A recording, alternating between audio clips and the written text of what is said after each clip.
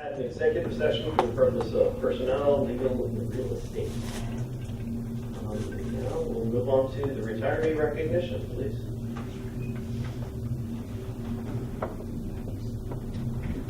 Good evening, Mr. Brennan and Dr. Great-Top, you want to join me here. All right. Yeah, that was. For the past 34 years, we've held a retiree dinner, and it's been sponsored over the last few years by the AASD Foundation. And it's an opportunity for us. We recognize our retirees during American Education Week in November. And it's an opportunity for us to say thank you for their past service and to recognize what they do for our district that goes beyond their regular years of service here. We operate here with a lot of volunteerism, and a lot of our retirees stay connected and have a gift and a special love for our students, and that carries on into retirement. This year, unfortunately, due to the weather, we had to cancel the retiree dinner.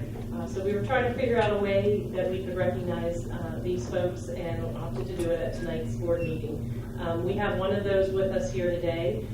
Traditionally, we have recognized one instructional, one non-instructional, and one GACTC employee. And the GACTC retiree will be recognized at one of their meetings at the GACTC. But tonight, I want to introduce Lisa Mearschultz, who is our instructional retiree that we recognize this year. And what's nice about the retiree dinner, these folks don't know when they're being recognized, so it's all, I find it exciting, so I hope they do as well. But let me tell you a little bit about Lisa. Between the two instructional and non-instructional employees who are going to recognize here this evening, the women had combined 72 years of service at the district. Lisa, our first award recipient, began her career at the Altoona School District in 1975. Over the course of her 36-year career, she worked at Keith Junior High, Roosevelt Junior High, Altoona Area Junior High School, and also the high school. She's a graduate from Indiana University. Her second language was German, which she so successfully shared with her students. She has continued to serve the district through her volunteer work, most recently as a mentor for our Project SWORD program. As a mentor, she continues to guide and support these students as they prepare themselves for post-secondary plans. So please join us in recognizing Lisa Mearschultz here this evening as well.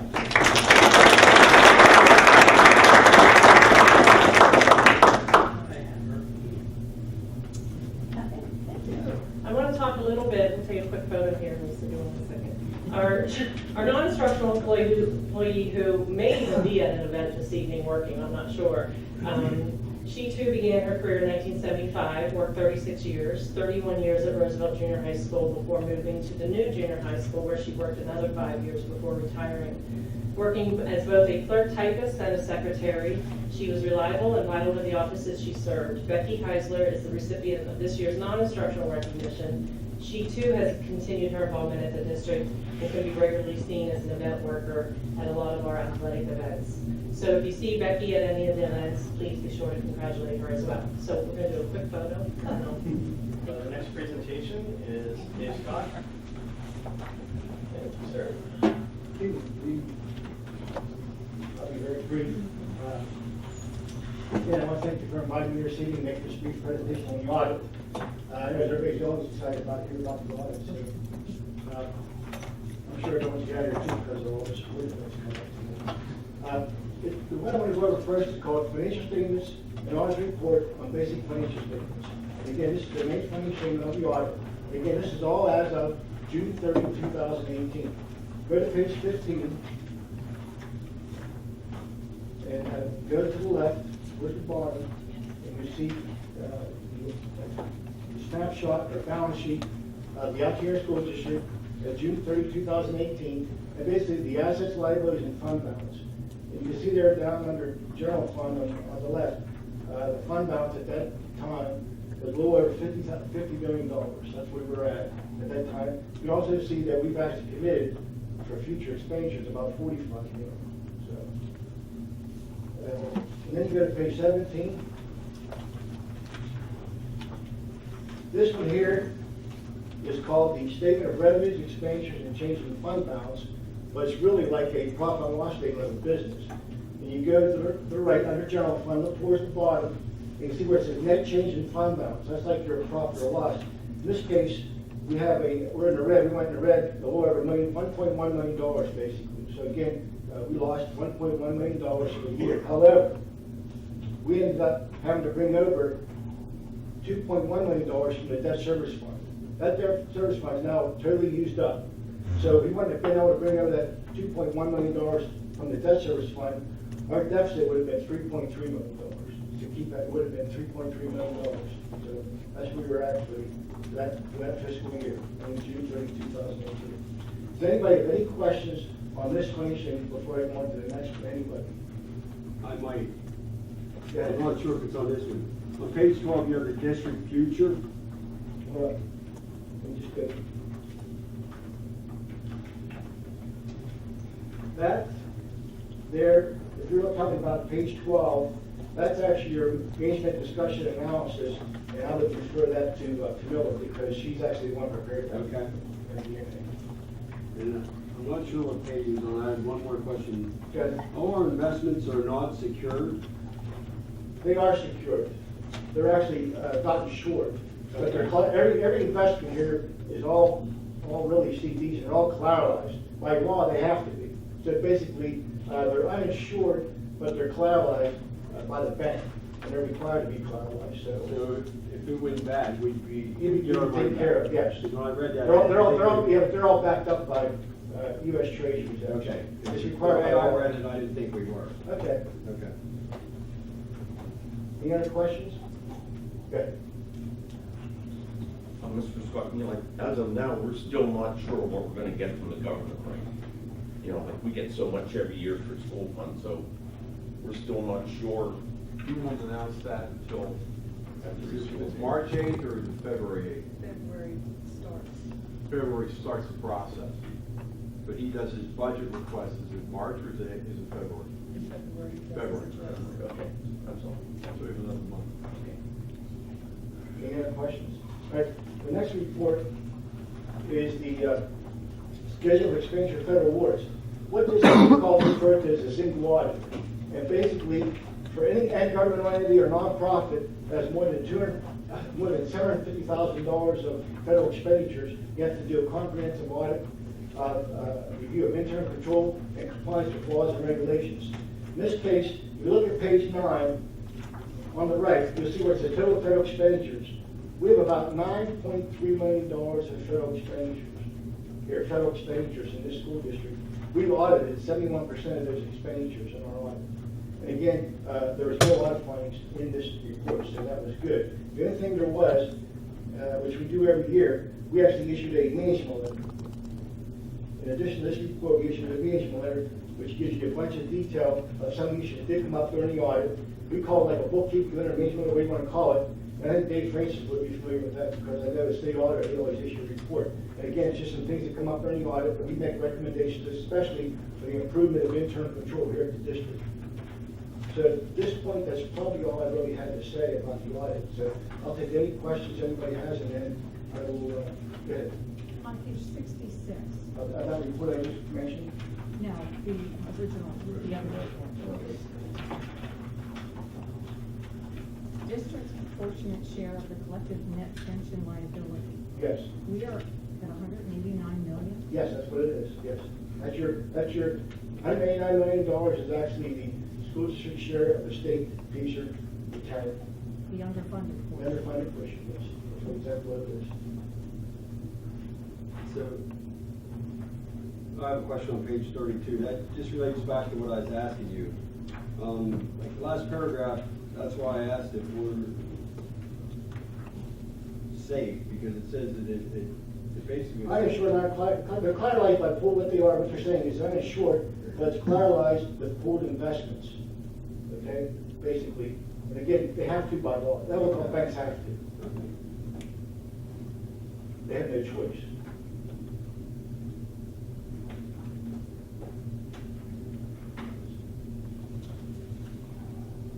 Any other questions? Thank you very much, and enjoy reading. Yeah, just a couple of things this evening. First of all, I want to publicly thank Eric Danbeck Eric was the administrator, came in on the weekend and found the issue with Penn Lincoln and Airport. We did a full check of all buildings. I also want to commend Doug and Trevor and the crew that came in. I want to say it was Jeff and the other gentleman was Jeff and Rick, Barefoot. Jeff and Rick Perfect, right? That were in. These guys, on their way in, stopped at Lowe's, got the sandbags, took care of the emergency to make sure that we were going to be secure for the night, and then in turn took care of bringing in the repair crews for the next day. And I just want to say thank you to them, and thank you, Eric, for being conscientious of catching that, and it led us being able to check all the buildings to make sure we were in good shape. Patty, and Brad. Brad? Sure. Just want to thank everyone and update everyone. We were able to have our rescheduled Girls in STEM Day at the junior high school on Monday, December 17th. All of our female students in grades 7, 8, and 9 were able to experience approximately an hour and a half of presentations and speakers in our gymnasium. We had a number with the reschedule from November. We had to do some shuffling, and there were some folks who weren't able to make it. We were trying to secure our keynote speaker to come back from Lockheed Martin, Stephanie Hill, who is a major proponent of girls in STEM as well as diversity in STEM. So we're trying to get her to come back sometime in spring to speak to our students. Kids had a great time. I think we really gave them an opportunity to see a number of different careers from local professionals, and really got a good experience. Had some fun playing with the drones, with some of the robots and some of the other items that our technology education professionals from the high school and the junior high school were able to present. So all in all, with the reschedule, it was a very successful first attempt of what we hope is an annual event. But obviously, it wasn't just about the girls. Our boys did an hour of code activity. That was a follow-up to the hour of code that all of our students did earlier in December, and will be leading into a lot of our exciting curriculum innovations in computer science and the pathways that we're developing in biomedical, engineering, robotics, and our biomedical pathways. So very excited about those opportunities. We are meeting with the folks from the Girls Who Code, and there'll be a club starting up here later in January, as well as our own computer science club offerings that will be starting up in February. So very excited about those things going on. And I know Mrs. Erwin Adams was able to attend, and anyone else, you guys are always welcome to any of the events that we have, and we'll make sure that you're aware of them when they're going on. Thank you. And then Mrs. Flegel wanted to talk about the grant that she applied for. She step up to the mic. Someone got a mic?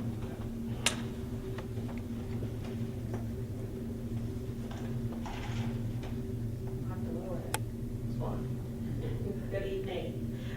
We're really excited. We just wanted to talk about 3 upcoming grants that you're going to see on the February agenda. The first one is the Teacher in the Workplace grant that a team got together in conjunction with the Southern Allegheny Local Workforce Development Board. And in conjunction with them, we applied for a $50,000 grant that would connect our teachers, our counselors, our administrators to local workforce development around our area and local businesses, that they would be able to go in and view the job opportunities that are within our local area and how they could work to develop curriculum that would enhance our student knowledge of those local jobs that are available and what local businesses have to offer. So a team comprised of Patty, Brad, myself, Andy, Drew Yingling, and Annette Anslinger worked to develop this grant. In addition to that, and going in, we would also work with Doug Sipes and the Mountain Lion TV team to develop videos that would then be created into a repository that our students could then view at any point in time when looking at careers and looking at job opportunities that they would have available. And our teachers would then embed that within their curriculum, that they would be able to show and view them at any point in time as they're working through. So we're very excited to be able to work with them, look at the PA career education and work standards to enhance those curricular opportunities for those children. We had many letters of support from local businesses.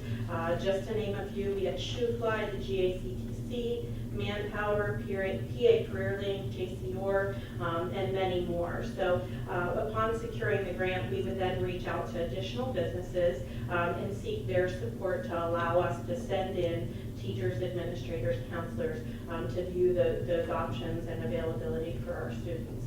So we're very excited, and I think it will be a great opportunity. The second is the PA Smart Targeted Grant. We requested $35,000 to allow us to send K-8 teachers and administrators as a team to be trained on the computer science standards that are now embedded into PA and that are working to provide equitable resources to our children across kindergarten through 6th grade. So our teachers and administrators would go to training. They would learn about how to work with this curriculum, work with the standards, and how they can embed that into what it is that they're doing. And then the additional part of that money would be able to be spent on equalizing our computers across the elementary schools. Right now we have some that have some options with iPads, others do not. So we would look at equalizing those options across each of those elementary schools and then embedding those standards in those curriculums that we're viewing across kindergarten through 8th grade. So the third is of the PA Smart Advancing Grant. That is where we are requesting $500,000 to develop a STEM career pathway. This would be for children in grades kindergarten through 12th grade. So this would be working to put teams together where we would not only create pathways for teachers, but also for students.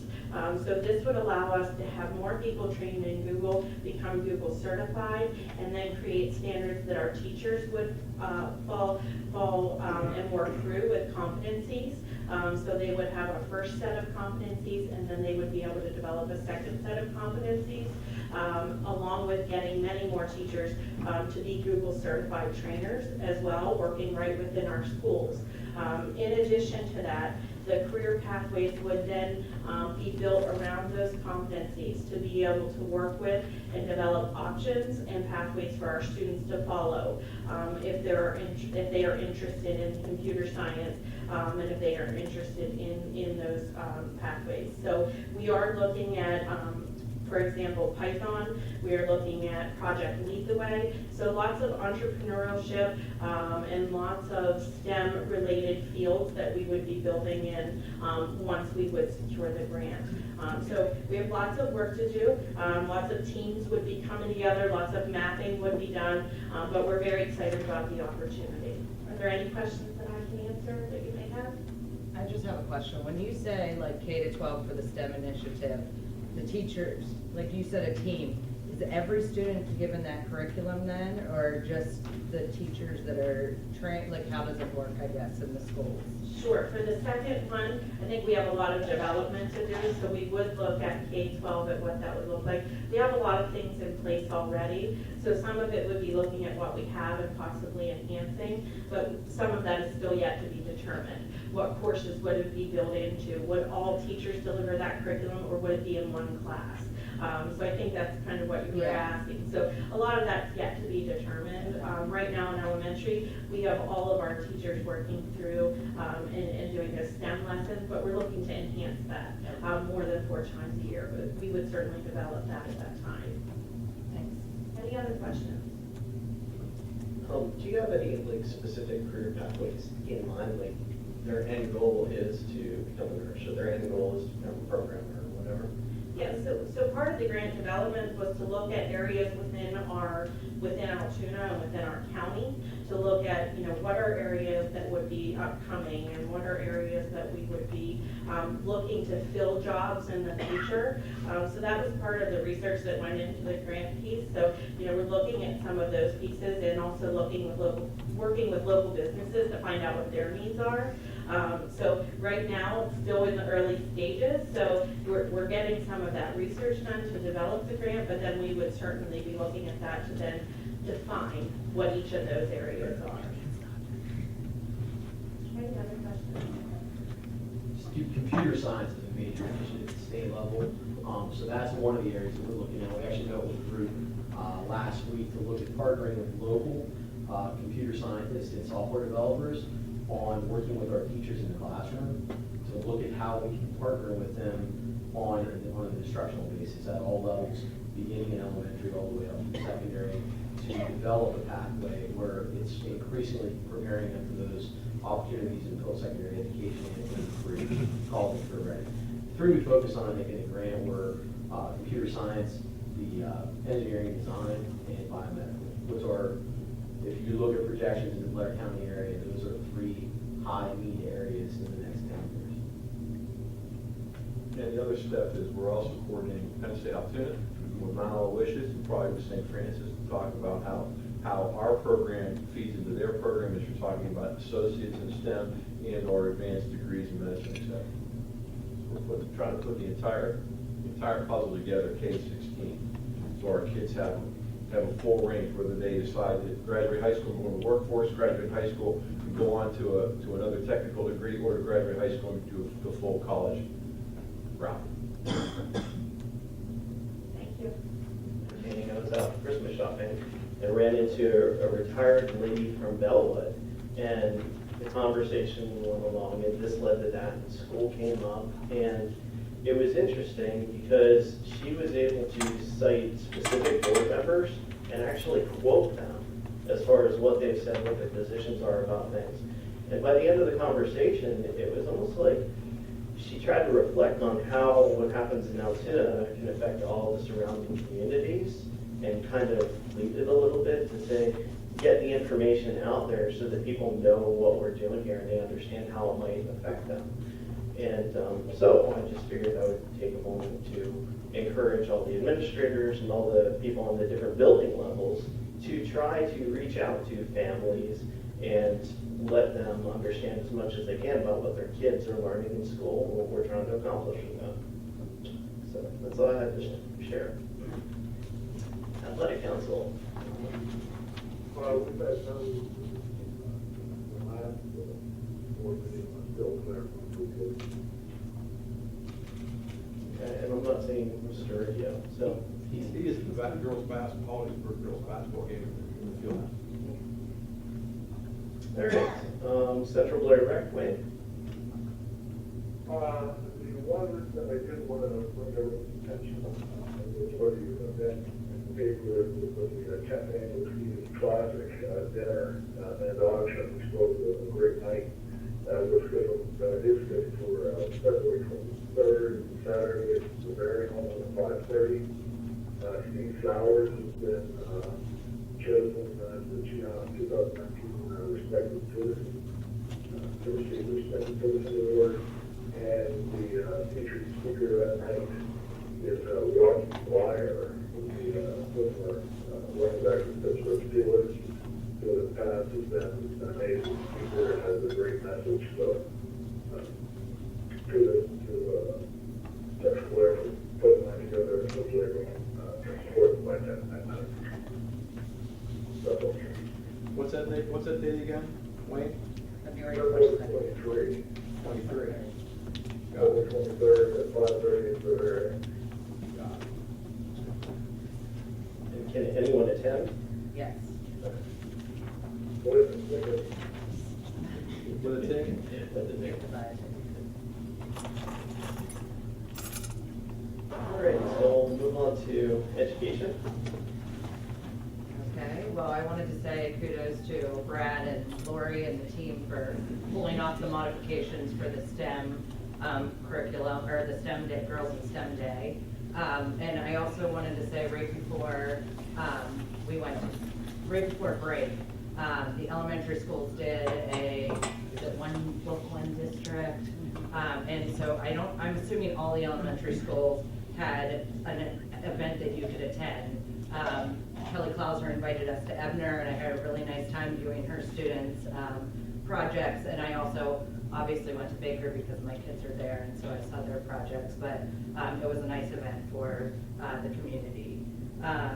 Moving on, our next education committee meeting will be on January 22nd at 5 o'clock in Dr. Priatel's office prior to the committee of the whole meeting. Administrators are preparing for the upcoming in-service on January 18th, and the elementary students are currently taking their BAS tests for reading, and the K-8 students are taking their math assessment in ELA and math. Thank you. Moving to facilities. We haven't had a facility meeting since the last meeting, but the next one is January 17th. Also, I've been going to the builders meetings in high school. This line track to be done July 2020, and it's still under budget. Thank you. IU8. We didn't have a meeting. We have one coming up in 2 weeks. I'll report on that next month. Thank you. Outreach. Outreach, once again, we have some stuff coming up. I'm still trying to put together a meeting with a group of students. However, I would like to say, as you touched on in your report, Doug, I may be rather visible because of my chair, but people seek me out when I'm in the community and don't have a problem coming up and talking to me. I always encourage people to show up and participate in meetings, and they always say, "Nah, it's all right," you know. And one of the things that several of the people I've talked to lately have said is, whenever people do, share with me that they support certain things. And I just said, you know, it'd be nice to hear that every once in a while at a meeting. So, but just to pass along the message that people are paying attention, and like I said, my whole point is to get more people involved, community involved. So hopefully after this month, we'll have a report for you, and I'll work towards getting together with those group of students. That's all I have for you, outreach. Thank you. PSBA. Yes, Mr. President. In today's report, you know, does anybody get PSBA, Damon? It just goes on forever, doesn't it? Yeah, you get out. So here's one here I picked out. This is interesting. It goes, strategy to reduce suspensions in Pittsburgh public schools seem to be working. A practice developed in the justice system has proven to be successful in the Pittsburgh public schools. Over 2 years, the Pittsburgh Public School District reduced overall suspensions by 18%, and according to a new study released by the RAND Corporation, half of those schools reduced suspensions by 36%. The schools that kept more kids in classrooms used an approach called restorative practices. It's a way for teachers to talk through disruptive behavior without removing a student from the classroom. That's variance was in our form. I kept it short because of the football game. Thank you, Mr. President. All right, so moving on to policy. Nothing, just touch. Okay, public library. All right, here's what we have for public library. Library is partnering with AASD, thanks Patty Burlingame, and Penn State Altoona to host a Girls Who Code program for girls 6th grade through 12th grade. The program starts January 17th and runs every Thursday until March 28th. January 17th is the next Around the World program featuring Morocco. The program starts at 5:30 p.m. The library is partnering with Arts Altoona to provide an after-school program for teens focusing on art. Southern Allegheny Museum of Art is providing a professional artist to facilitate the program. This program begins January 22nd and runs through February 21st. Mini Builders program will take place on Saturday, January 26th. This engineering program will encourage children under the age of 8 to build the different types of blocks and magnetiles. That's what I have for the library. And that brings us to technology. Mr. Devoe. Mr. President, we have not had a meeting, but our next meeting was originally scheduled for January 31. However, there is a bid submission due on the 31st for technology equipment for the school. And so we circulated an email to the board members of that committee, and we moved the February 1st. That will give staff a chance to review the data and get the information out to the technology committee as quickly as possible so that we get it to the board.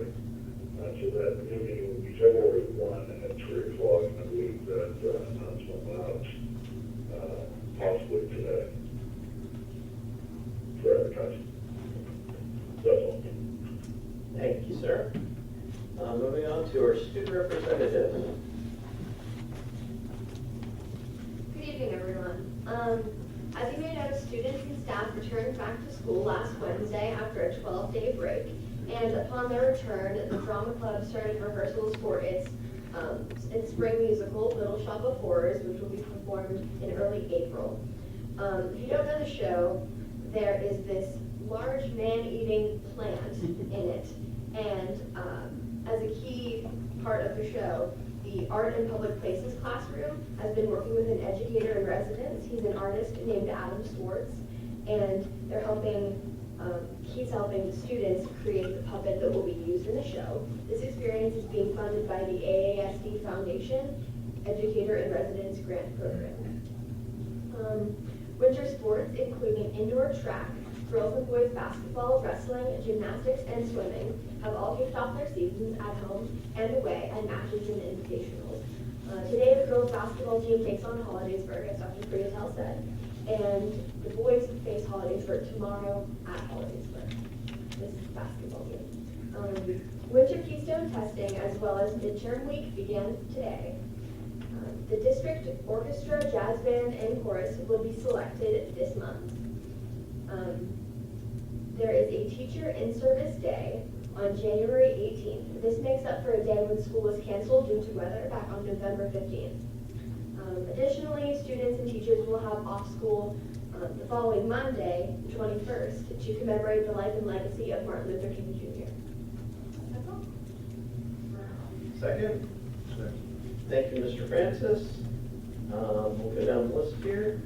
List of payments, item A. I have just two questions. The first one is check number 106953 to Hollidaysburg Area School District for $43,560.12. School year attendance, what is that? There were 3 foster students in Hollidaysburg. They were unique situations. I had reached out to the child accounting people at PDE to make sure that we were coding them correctly, and then there were 2 students at the Adelphi institution there, and that payment was held up until we got the final response for the foster students. Are these students who just chose to go to Hollidaysburg? No, in this foster care situation, they were Claysburg students who attended Hollidaysburg but are being fostered in Altoona. And Altoona, it was in the best interest of the students they had already been fostered in Hollidaysburg, I believe, and that's why they were in Hollidaysburg to begin with.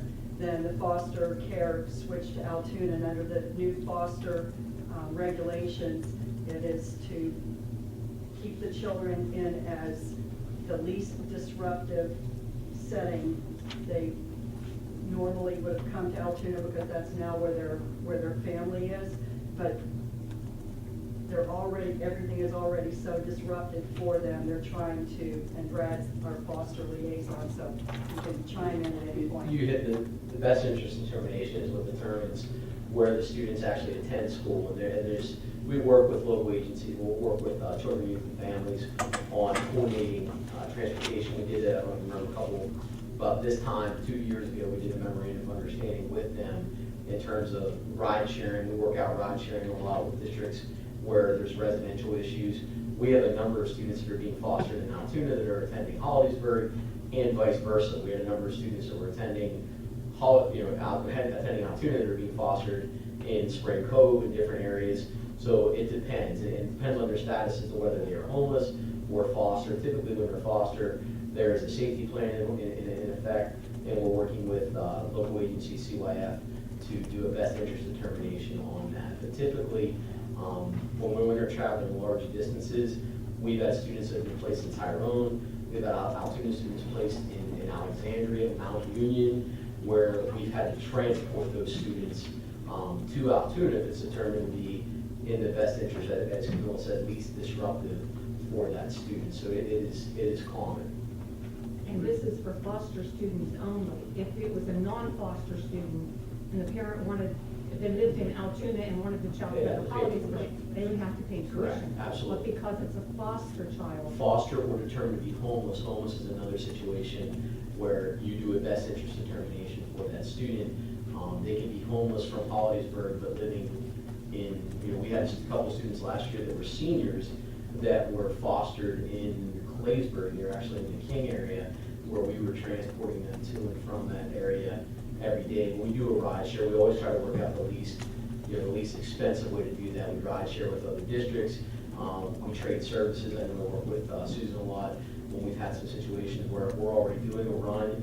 We will courtesy, take that student as well, and we have the same kind of reciprocity with those districts as well. So we do it as least expensive as we can, but it is part of the law. Thank you. My next question, we purchased 2 vehicles. Was that done on a sealed bid?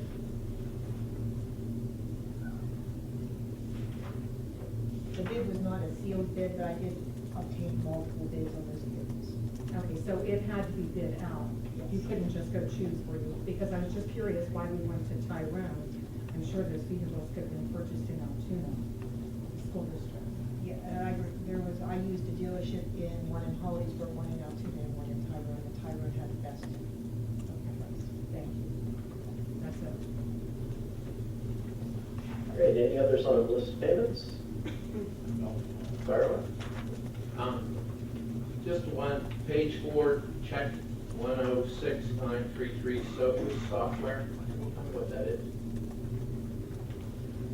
That's actually a 3-year agreement, and that's the antivirus software for our student laptops and teacher laptops. It covers all the laptops. Covers, yeah, basically it's the entire district for a 3-year period. Any others? Okay, all those in favor say aye for the consent agenda. Aye. Those opposed? Motion carries. We currently have nothing under old business, so we'll move on to new business. Do I have a motion for the single audit and financial statements for 2017-18? So moved. Thank you, Mr. Hoover. Second? Second. Thank you, Mrs. Brigg. Comments or questions? Okay, hearing none, all those in favor say aye. Those opposed? I'm sorry, Wayne, did you have something? No, just make my vote. Okay, thanks. Okay, motion carries.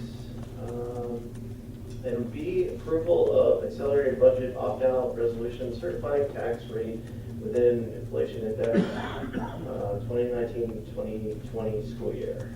Do I have a motion? So moved. Thank you, Mr. Hoover. Do I have a second?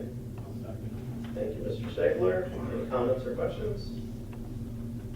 All those in favor say aye. What does this do exactly? By law, we are required to pass either this resolution or the resolution to seek exceptions. We are not seeking exceptions, so we're passing a resolution that we will have a budget that will fall into, that our budget will fall into, and we will not need to raise taxes beyond the Act 1 index. Okay, thank you. This doesn't raise the taxes at this point. No, it does not. It says the maximum would be the index. This is basically us saying we're not going to try to go beyond the index. This is a resolution you just say we're not doing that. Okay, any other comments or questions? All those in favor say aye. Aye. Those opposed? Motion carries. Item C, construction change orders. Motion? So moved. Thank you, Mr. Hoover. Do I have a second? Second. Thank you, Mr. Segler. Comments, questions? Oh, I'm sorry, go ahead, Gary. Okay, I just want to make a note for the record that your change orders number 92, 93, and 95 for owner request items. What numbers again? 92, 93, and 95. Okay, number 92, the code base in the classrooms we just turned over was not going to be replaced. It was in rough shape, we got to get price on it. 93, there's a 6-inch main in the water room that was PVC, which is kind of a safety issue. Actually, that number got cut in almost half after we negotiated on it. That was replaced with copper. Again, that was a safety issue. There was existing. And then number 95, with the new addition going on in the field house, they were going to lose 2 of the wall hydrants, the hose bibs that your garden hoses hook onto. That'll leave you with nothing in that corner of the building. So we're going to relocate 2 of those, so you still have that for wash down or whatever is needed. So my question is, when KCBA did the study on that, shouldn't they have figured out that we need hydrants at that point instead of it being an owner change order? It's not necessary to have those hydrants. It's a convenience. I mean, there's nothing required of those hydrants, so that could be a take it or leave it situation. So it's not required, but they felt it was a safety issue to have those in there. Not a safety issue. It's more of a maintenance issue. My question is on change order 100. That obviously falls on the engineers or architect, in my opinion. How are they going to support the cooling towers without this steel? Like, was it just an omission? No, originally the cooling towers were designed to sit on the steel that we already have installed.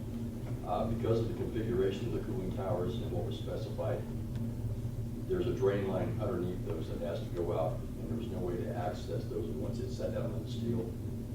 So now we're putting them up on supports because you have to have clearance underneath it. Otherwise, if you ever had an issue underneath it, there was no way to get to it to do any maintenance. It had to do with the configuration of the cooling towers.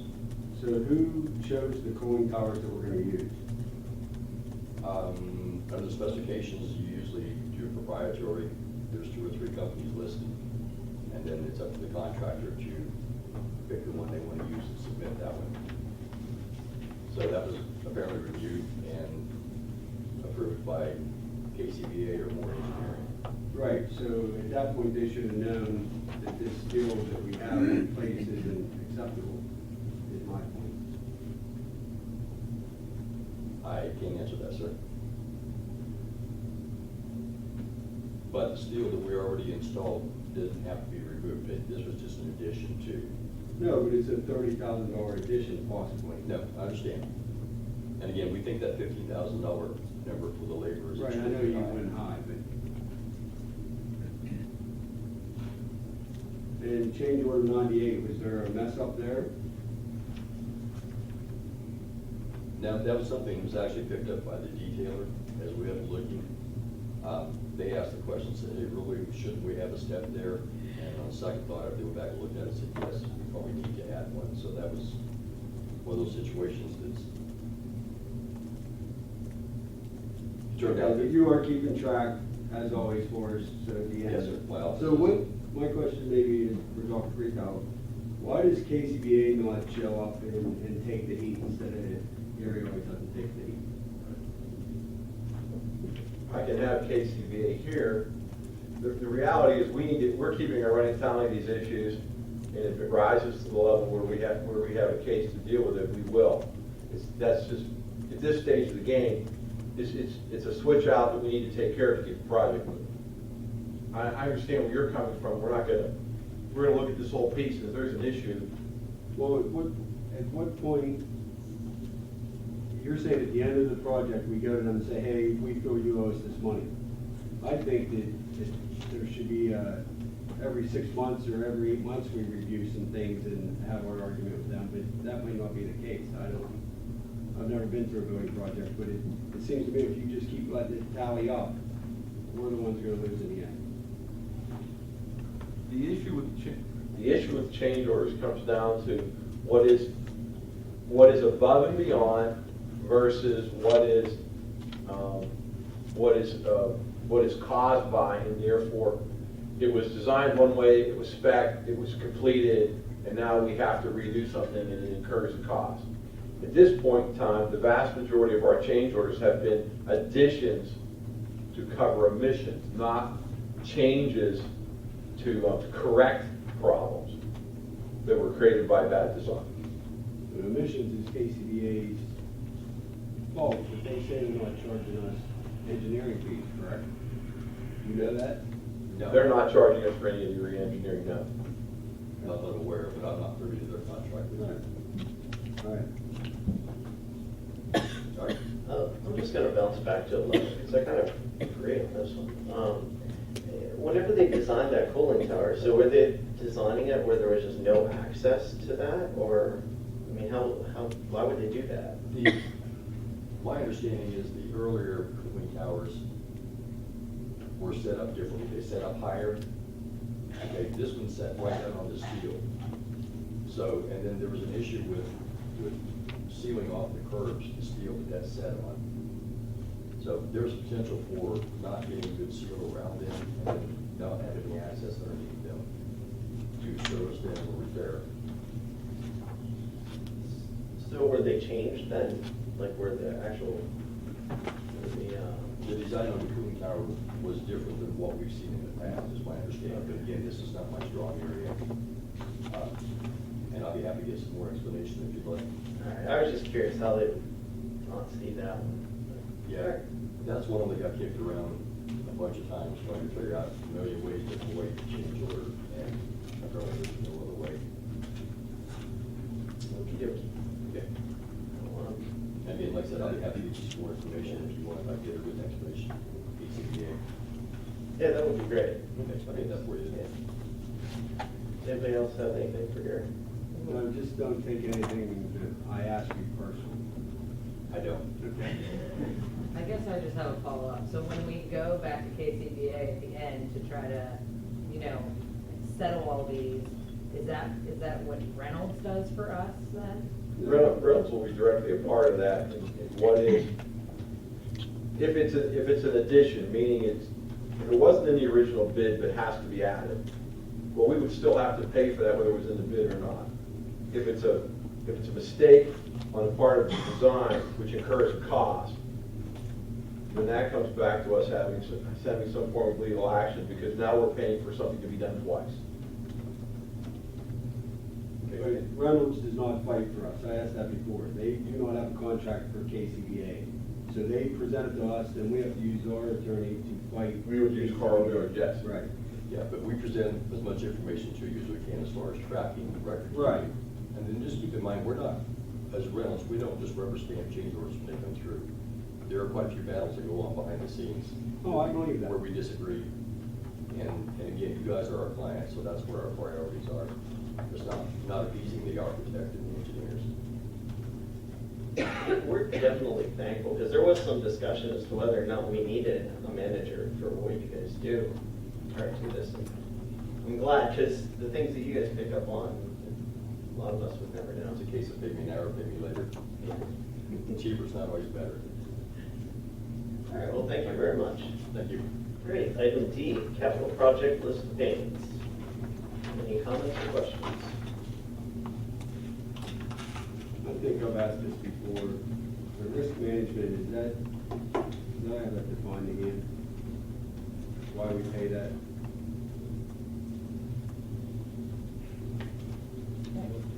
The builder's risk? Oh. That just protects us from any incidences that might happen, damage to district property during the construction phase, is my understanding. So the contractors don't carry their own risk, or that just is above and beyond? This is damage to district property. The contractors, it would cover their workers and their equipment that's on the job site and any damage they would do in their area. This protects district property.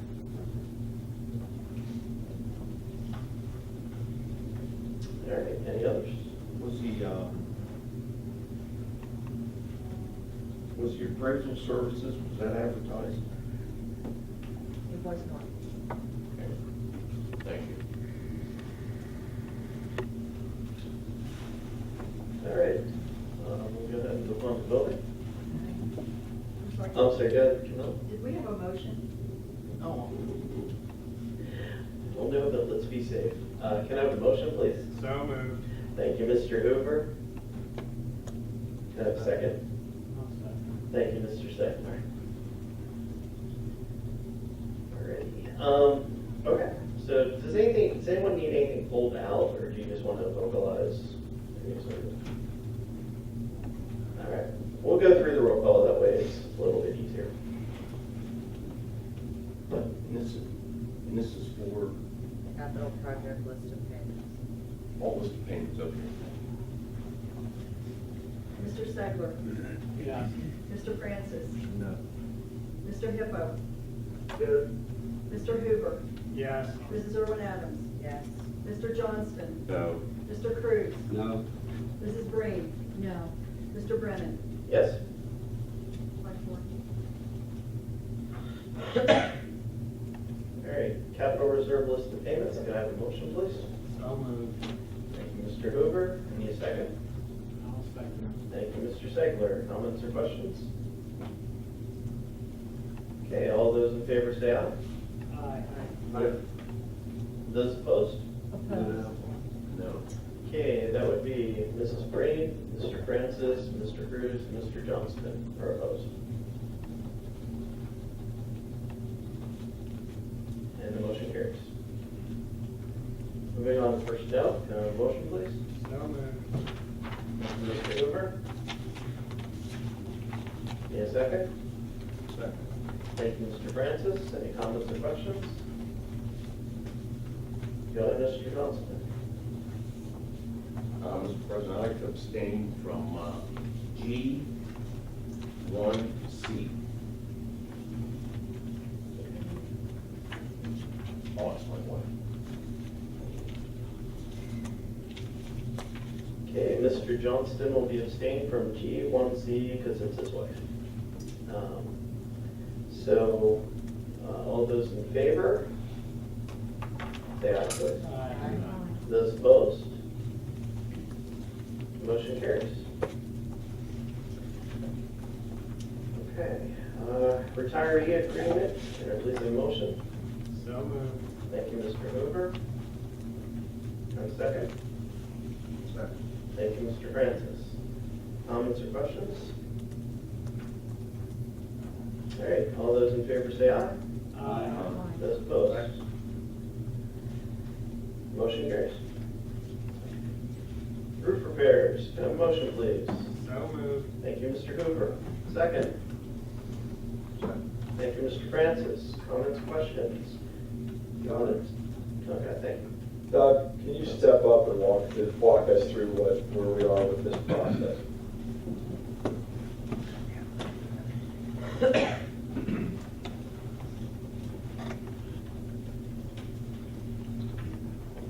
Yeah, so in the windstorm that happened New Year's Eve, we peeled back a portion of the roof at the junior high and a more major portion of the roof on the portion of Penn Lincoln up against Fourth Avenue. The junior high has been fully repaired, back to full status, and that cost was $17,750. That's fully complete. Penn Lincoln, approximately 1/5 of the roof was torn back. That is over all of the buildings in Penn Lincoln. 8,200 square feet was peeled back. Essentially, the wind got underneath the metal flashing around the corners of the roof, started to pry it up, and lifted it up from the center of the building, just peeled it back and laid the rubber back. We have done temporary repairs there. Basically made it weather tight, but the membrane is loose from the insulation. We lost some areas of insulation that need to be replaced. I don't have the cost of those repairs with me. We do have a proposal to do final repairs, but we think that the number is very high, just based on the time of year and everything the contractor's going to go through. So what we're recommending is we're going to put more sandbags up on the roof to hold the membrane down. We're going to monitor the roof closely. We're going to hopefully not get any snow, and if we get any big snows, we'll get up there and shovel the roof off. Just keep that membrane in place, and we are recommending to go into engineering to do a full replacement of that roof this summer. That roof has been out of warranty for 2 years, and this was the first major damage that we had done up there, so we think it's prudent to replace that roof. So to recap, junior high is back to 100%. Penn Lincoln is well stabilized. We're gonna add more sandbags to it, keep the weight down, and monitor it more closely. And once we get some pricing, we'll be back to you. You only get one bid for Penn Lincoln roof. I'm sorry? How many bids did you get For the repair, we contacted 3 roof companies and only one responded. We had 2 flat out tell us no, we're not gonna come. So that's an additional reason why we feel the number is a little bit high, and we'd like to go, and if we were to spend the kind of money that will be required, we sort of want to be in control of the specification and the drawings, and not just let it up to a contractor who just takes a look-see. That's gonna be a lot of ifs, you know, if it doesn't snow, if this, if that. Right. Well, we were up there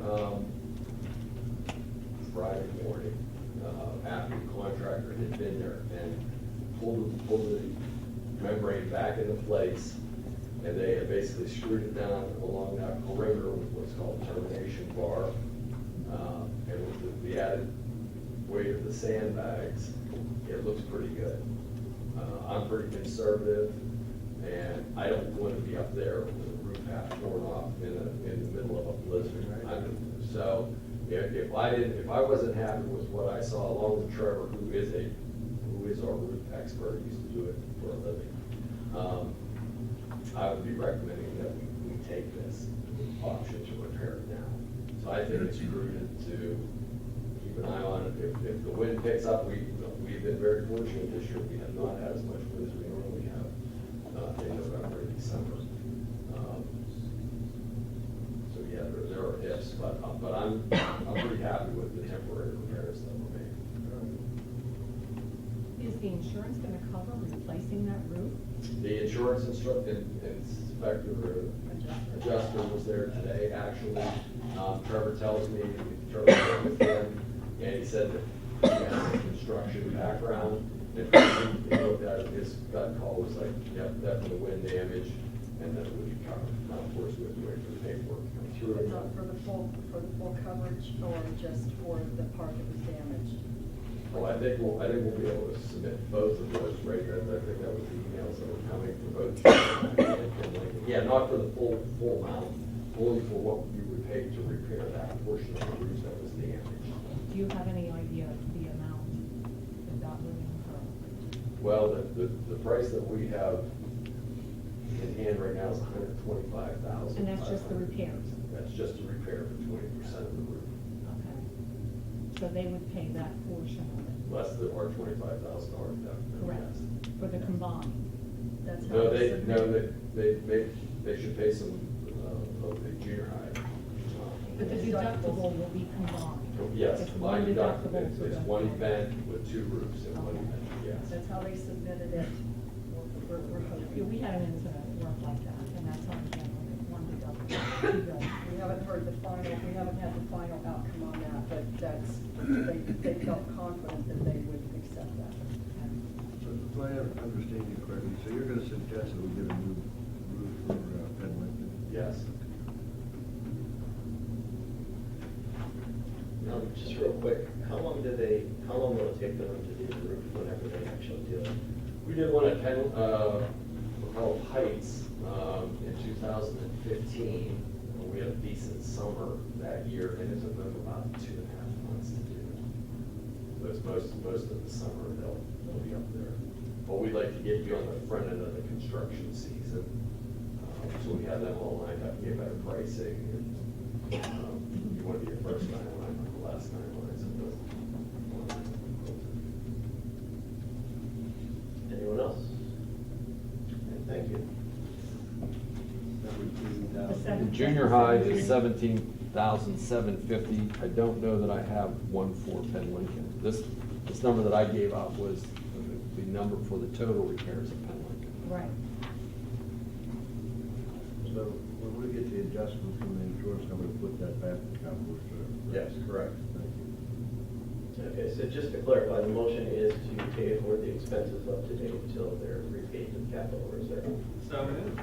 Thank you, Mr. Hoover. Can I have a second? But we don't have a total amount. Oh, We will be able to split that out shortly. Once we get. right. We need it. Up to 35,000. That seems like a good number. Yes, I would say that's good. Because they didn't do the work at Penn Lincoln that they did at the middle school. Correct. They Penn Lincoln more or less. re-stretched it and tied it down. Right. They had to basically cut and put in new pieces over to junior high, including some of the wood nailing strips around the edges of the roof over. But we don't have a price on that. I do not have a hard number on that. You don't have a hard number on Penn Lincoln, but the motion would be not to exceed 35,000. And actually, our deductible is going to cover everything over 25, so not to exceed 25. Okay, so we're gonna plug 25 in there then. Right, not to exceed 25, that's our deductible. All right, so restating the motion is to pay for the expenses to date until they're paid back by the insurance in the general fund, not to exceed the amount of $25,000 for the roof repairs. Correct. So moved. Okay, thank you, Mr. Hoover. Second. Thank you, Mr. Segman. Well, in the original motion, it was Mr. Francis who seconded. Do they have to amend the original motion? I'll withdraw mine. And you just want to Thank you. confirm? Yeah, I'll just withdraw my second. Just do it that. Motion, yeah. He's withdrawing a second, and Mr. Hoover was one of the motion for it. Yeah. Yeah. Second. Right, Okay. Mr. Segman was the second, the second version, or third version. Okay, all those in favor say aye. Aye. Those opposed? Motion carries. Okay, go ahead, Mr. Cruz. I motion to open up the head football coaching position. I'll second that. Okay, we're gonna need a roll call on this, please. Oh, I'm sorry, we'll need the discussion about it first. Or just pause if there's anyone that wishes, any member of the public that wishes to make a comment, they can use that this time. Okay. So if anybody would actually like to comment or ask, or comment in public comment, this is the time to stand up to do that. Seeing none, so any comments or questions about the motion to open up the head football coach position? Comment only. I am a proud alumni. I'm sorry, can you use your mic so? I'm a proud alumni of Altoona. I played football here. I want everyone to know, everyone, no matter how this vote goes, my opinion is that nobody on this board cares about wins and losses. Nobody. We would like to see kids win for their sake.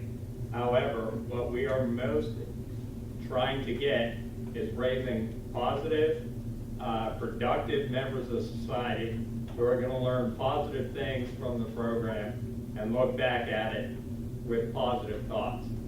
Wins and losses don't matter to me, and I know after talking to many board members, that doesn't matter to them. So no matter how this vote goes, it's not about wins and losses. Good. I also think it's important to note that we're opening up, if we vote to open up the position, that the current coach can still reapply. And the vote is going to be in the affirmative on this, correct? We are voting to open it up, so we would say aye. If you're going to vote to open it up, you'll say aye. Okay, got it. Any other comments? Okay, so we'll need a roll call vote on that, please. Mr. Francis? Yes. Mr. Hippo? Yes. Mr. Hoover? Yes. Mrs. Irwin Adams? Yes. Mr. Johnston? No. Mr. Cruz? Yes. Mrs. Breen? But I struggle with this. I'm gonna say no. Mr. Segler? Yes. Mr. Brennan? Yes. 7-2 passes.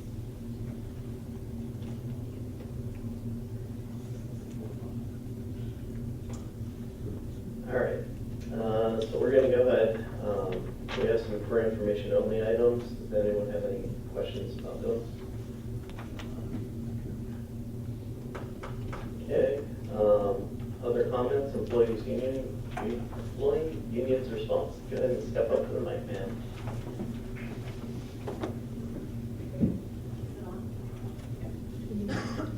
January is School Director Recognition Month, so you should have something at your seats from the Teachers Union as just a little token of appreciation for the time that you dedicate to our district. So on behalf of the AAEA, thank you.